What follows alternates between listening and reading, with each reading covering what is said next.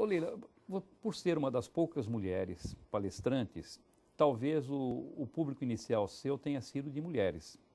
Ou já os homens já estavam procurando nessa época? Menina, ou mudou isso ao longo do vou caminho? te contar minha primeira experiência. Até vou falar o nome. A minha primeira experiência foi KPMG. KPMG e assim, auditores. Nós estamos falando aí de alguns anos, só Foi dava homem. Foi em 1999, não esqueço, porque foi em 1999, dezembro de 99. Foi assim, a primeira experiência profissional mesmo. Consultores e auditores. Que eu considero a primeira experiência profissional, aquela coisa assim, de peso. Realmente eu me senti ali que estava entrando nesse mercado. E eles me chamaram por quê? Porque eles queriam uma palestra de qualidade de vida e os auditores estavam todos enlouquecidos, porque ia ter o boom do milênio e daí os computadores e tal, então eles estavam todos loucos, porque ninguém sabia o que ia acontecer de 199 para 2000. E estava todo mundo louco, estavam se preparando, mas realmente ninguém sabia. Estavam todos estressados, então me chamaram para ir fazer a palestra lá. E eu nunca me esqueço. Eu sempre fui muito irreverente, muito atrevida, muito criativa. Eu acho que a minha ousadia, a minha criatividade... E você usou isso na palestra? E eu acho que foi isso, porque você sabe aquela coisa, eu não sabia que não podia fazer isso, eu fui lá e fiz. Porque como eu tinha uma certa ingenuidade, eu era empresária, mas eu tinha uma certa ingenuidade desse mundo empresarial, que hoje eu conheço muito bem. Porque assim, uma coisa é você ser empresário ali na sua empresa, e uma coisa é esse mundo empresarial que hoje eu conheço e transito, né? Então, eu acho que eu tinha uma certa ingenuidade desse mundo empresarial, não de conteúdo, não em relação ao que eu ia fazer. Mas de comportamento. Mas do comportamento do Ainda mundo bem que ninguém orientou você. E eu acho que isso foi fantástico. Porque eu me lembro que eu cheguei lá e naquela época tinha aquele programa da TV Globo, que era Você Decide. Sim. Então, eu cheguei lá, a primeira coisa que eu fiz foi o seguinte, eu mostrei um filminho mostrando um executivo enlouquecido que ia para uma reunião, ia para outra reunião, nem falava com ninguém, tomava um antiácido, tomava café, sabe aquelas coisas loucas? E daí ele tem uma síncope no meio do dia para uma reunião. Daí eu falei assim, olha, isso não acontece com os auditores da KPMG, mas com a concorrência. E como é que a gente faz para não acontecer isso? E daí eu comecei a falar das atitudes e tal, e eu comecei uma coisa de intuição. Estava o presidente ali na frente, eu fui feliz e eu tomava o presidente como exemplo. E o presidente estava ótimo. Foi a sua escada lá.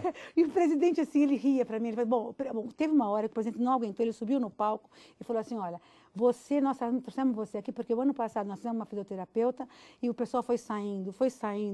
Eu estava quase 2 horas com ele e o pessoal todo ficando, sabe? Foi uma experiência fantástica. Eu sinto que aí foi a minha entrada. Então você começou com os homens. Com os homens. Esse era um público bem masculino, né? Foi um desafio, foi uma experiência fantástica. Agora, você tem notado, de uns tempos para cá, que as mulheres têm engrossado mais as plateias. Ah, sim, verdade. Eu me lembro que há 10, 15 anos nós tínhamos muitos homens e poucas mulheres. É que as executivas estão ocupando posições mais importantes agora. Mudou um pouquinho a sua palestra por causa da presença das mulheres? Continua do mesmo jeito? Ficou mais leve, mais pesado? Eu vou dizer uma coisa a você. Quando só tem homem na palestra, eu tenho um comportamento.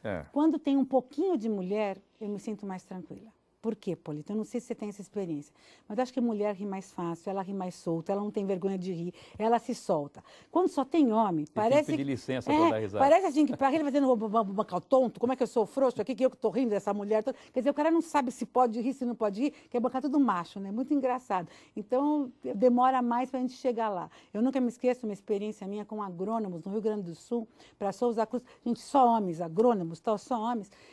Gente, aquele pessoal não ria, não aplaudia, falava assim, gaúcho, ri para dentro, aplaude para dentro, era uma coisa assim, você nem sabe se eles estão, sabe, não dá feedback, você não sabe se eles estão gostando ou não. No final da palestra, bom, durante a palestra é duro, né? Porque é uma energia, você tem que puxar daqui, mas você não tem um retorno daqui que vai te alimentando, porque tudo é uma troca, né?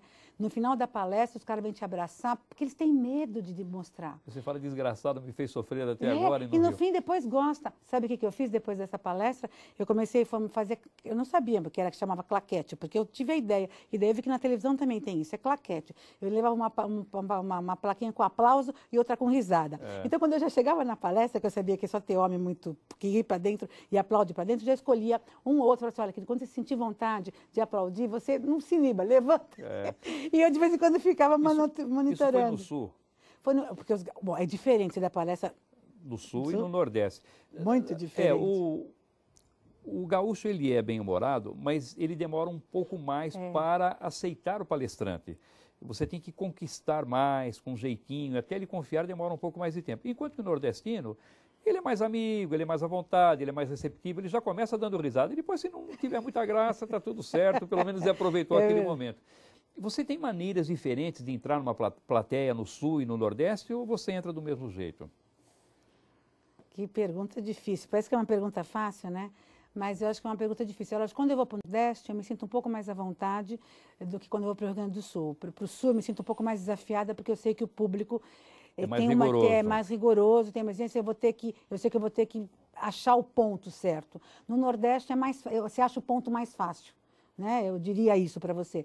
Mas eu vou dizer uma coisa para você. Não sei se eu, como palestrante, eu vi os atores e atrizes dizendo isso, que como é importante ter o frio na barriga, como é importante...